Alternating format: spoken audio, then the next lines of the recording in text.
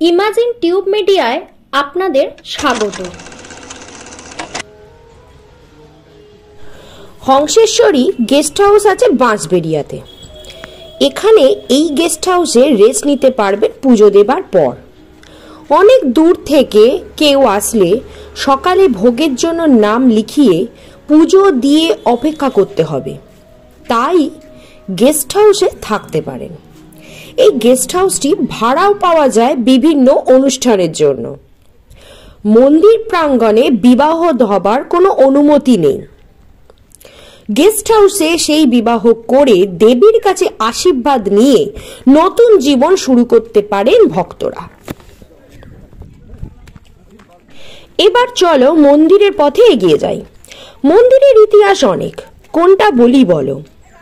শোনা কথা, রাজা নৃসিংহদেবের মাতার নাম ছিল হংসেশ্বরী। নৃসিংহদেবের স্বপ্নে নিজের মায়ের এক অদ্ভুত রূপের দর্শন করেন এলোকেশী রুদ্ররূপ। এই অবস্থায় দৈববাণীতে তিনি এটাও শোনেন যে কৃষ্ণকায় মূর্তি প্রতিষ্ঠিত করতে হবে।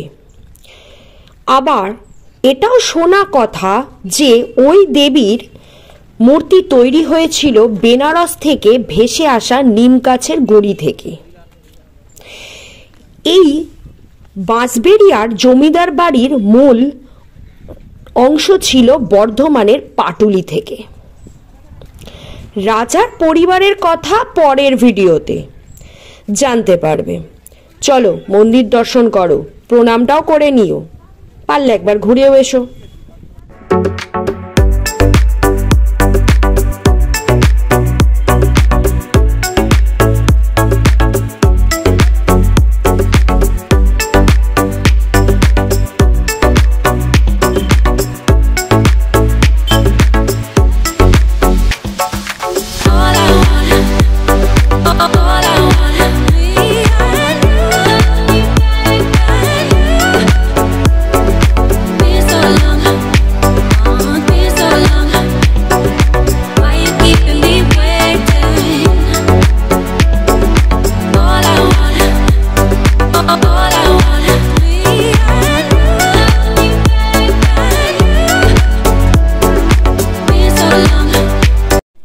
রাজা নৃসিংহদেব দেবীর নির্দেশ মতো মন্দির নির্মাণ শুরু করেন 1799 থেকে।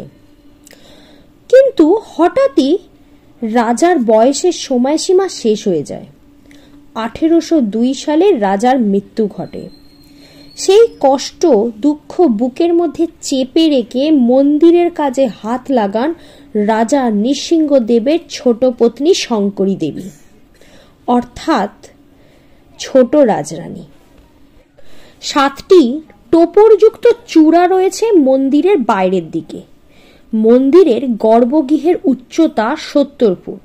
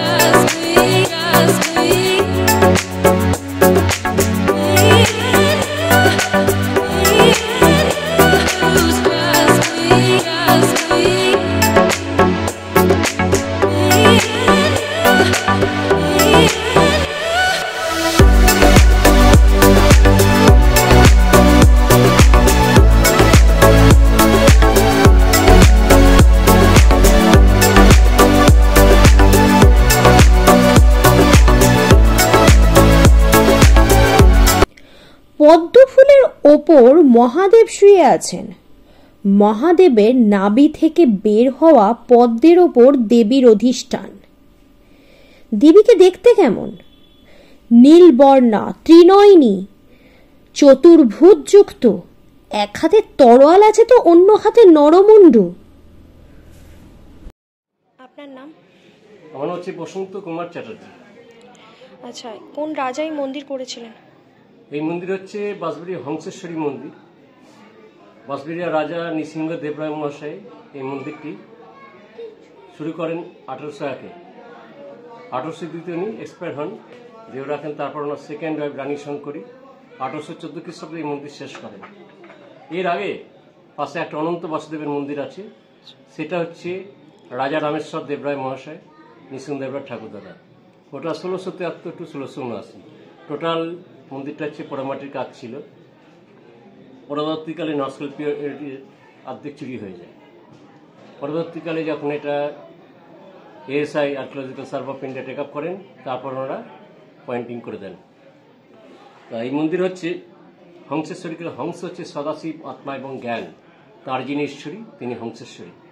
সারা বছর এই মূর্তি, নিম কাঠের মূর্তি, রাজা নৃসিংহদেবের স্বপ্নে পান যে আমি ভেসে আসছি, আমাকে নিয়ে এসে প্রতিষ্ঠা করে এ করবি। তো একটা কাঠের গুড়ি, নিম কাঠের তৈরি, সেই কাঠ বেনারস থেকে ভেসে এসেছিল হংসেশ্বরী ঘাট। এখান থেকে হেঁটে 5-7 মিনিটের রাস্তা। হ্যাঁ, সেখান থেকে নিয়ে এসে উনি মাকে তৈরি করেন। কোনো হাতে কোনো জোড়া তাপ্পি কিছু নেই, পুরো কাঠটাই হচ্ছে ফিনিশিং করে তৈরি করেন। সারা বছর শান্তরূপ, বছরে এক রাতের জন্য হচ্ছে এলোকিসি রূপ। কালী পুজোর দিন সন্ধ্যারতির পর মাকে রাজবেশ পরানো হবে। সেই রাজবেশে কোনো বস্ত্র থাকবে না, সারা অঙ্গে ফুল, মালা, অলঙ্কার এবং এই মুখের উপর একটি রূপোর মুখ, সোনার জিভ পরানো থাকবে এক রাতের জন্য। 7:30টার সময় আমাদের রাজবেশ পরানো হয়, 8টার সময় খুলে দেওয়া হয়। ঠিক আছে, যত ভক্ত আসেন সব দেখেন, বাইরের লোকাল দেখা হয়ে যাওয়ার পর রাত্রি 4টের সময় আমরা রাজবেশ চেঞ্জ করে দিয়ে আবার বস্ত্র ধারণ করি। মায়ের মূর্তি হচ্ছে, বেদি হচ্ছে পাথরের, সহস্রদল পদ্ম নীল, গোলাপি হচ্ছে অষ্টদল, তারপর ত্রিকোণ বেদি, পঞ্চনন্দির ইরা, পিঙ্গলা, সুসুমনা সব কটাই আছেন।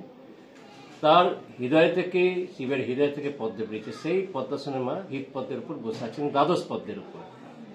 সহস্রদল পদ্ম, অষ্টদল পদ্ম, দ্বাদশ পদ্ম। দ্বাদশ পদ্ম হচ্ছে আসন। এটাই কি উনি স্বপ্নে পেয়েছিলেন? উনি স্বপ্নে পেয়েছিলেন, মানে এইভাবেই ওনাকে মায়ের বড় উৎসব দুটো বছরে হচ্ছে বাৎসরিক কালী পুজো যেটা হয়ে গেল, আর হচ্ছে সানযাত্রা হচ্ছে প্রতিষ্ঠা দিবস। এছাড়া 12 মাস তো লেগেই আছে। মেইন পুজো হচ্ছে সানযাত্রা কবে হয়? ওটা আষাঢ় মাসে, কোনো বছর বেশিরভাগ এখন আষাঢ় মাসেই পড়ছে, জ্যৈষ্ঠ মাসে সানযাত্রা, রথের পরে যে সানযাত্রা হয় সেই সব পূর্ণিমার সময়। মায়ের কোনো ভৈরব আছে? না, সবকিছুই আছে। মায়ের হচ্ছে মহাকাল হচ্ছে, একটা মুন্ডু আছে, মুন্ডু মালানি, খড়গ আছে, অভয় আছে, আশীর্বাদ, সব কিছুই আছে। না, ভৈরব মানে মায়ের কোনো শিব ভৈরব নেই। আচ্ছা, এখানে যে শিব, তো শিব আছে খালি মায়ের সাইতে, নিচে 12টা শিবলিঙ্গ আছে চারদিকে। হ্যাঁ, আর উপরে একটা মা যেখানে বসে তার ভৈরব যাকে হচ্ছে মায়ের সাদা শিব, নিচে 12টা কালো, উপরে একটা, মাকে নিয়ে 14 শিবলিঙ্গ। আচ্ছা, টোটাল মানে 14টা শিব রয়েছে। 14টা শিব। আর পাশে হচ্ছে অনন্ত বাসুদেব মন্দির, ওটা হচ্ছে কষ্টিপত্রে ছিল, ওটা আমাদের জন্মের আগে চুরি হয়ে যায়। পরবর্তীকালে একটা রাজবাড়ি থেকে ঠাকুর এনে সেটা দেয়ালের সঙ্গে অ্যাড করে দেওয়া হয়। আর এখন যা কিছু মেইনটেনেন্স হচ্ছে ASI, archaeological survey of India, only maintenance, মানে গভর্নমেন্টের আন্ডারে চলে। Government under maintenance only. পুজোর কোনো ব্যাপার নেই, পুজো হচ্ছে সেবাই মানে সেই রকম সেবাই, একটা শরীর সবকিছু। আপনারা কি বংশ পরম্পরা পুজো করছেন? হ্যাঁ, আমাদের আমি ঠাকুর, আমার বাবা ঠাকুর দাদার পরস্পর জেনারেশন চলে আসছে। আচ্ছা, পুজোর নিয়ম কিছু আলাদা আছে নাকি? না, পুজো যেমন হচ্ছে আমাদের 10টার সময় পুজো বসা হয়, আর করোনা পর থেকে অনেক কিছু চেঞ্জ করে দেওয়া হয়েছে।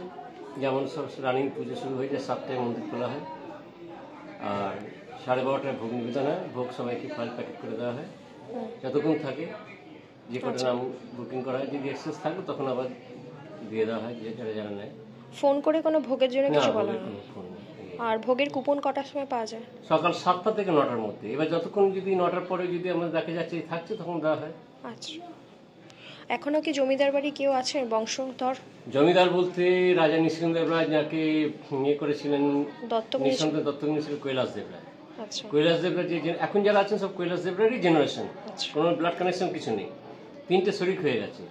এবার শরিকরা কেউ এখানে থাকে না, ছোট তরফ খালি এখানে থাকে, আর বাদ বাকি ছোট তরফেরও মোটামুটি 2জন মহিলা আছেন, আর কেউ সেরকম কিছু নেই। মেয়েদের বিয়ে গেছে, আর একটি ছেলে আছে, 3 ভাই ছোটরা, ছেলে 3 মেয়ে বিয়ে গেছে, ছেলেরও বিয়ে হয়েছে, সে আমেরিকায় থাকে। এখানে ওনার বড় বৌমা একা, আর একজন আছেন তারও বৌমা, একটি ছেলে, সে মারা যায়, তার মেয়ে এখনো বিয়ে তো হয়নি, আর ওনার ওনার বৌমা আছেন। এই দুটো মহিলা, 3টে মহিলা এখন আছেন। আচ্ছা, ওনাদের কোনো ইন্টারভিউ পাওয়া যাবে না? ওনারা নেই তো এখানে।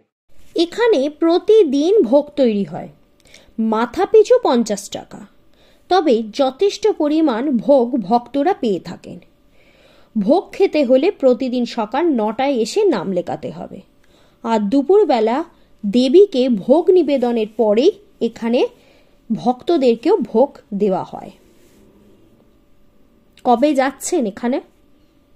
এখনো তো শীতকাল পড়ে আছে, যান একবার ঘুরে আসুন।